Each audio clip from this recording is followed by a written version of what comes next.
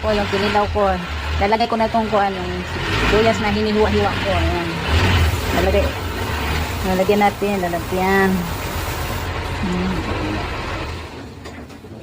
Lalagay natin to. Tapos yung sili. Ayan.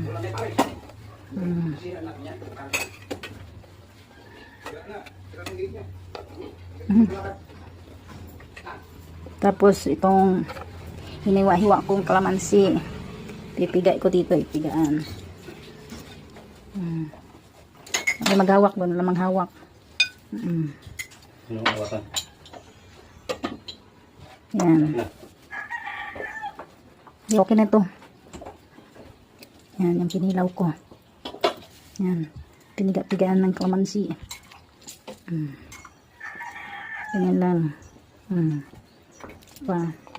Sukan tatalon. Kaya masarap tong kinilaw na to.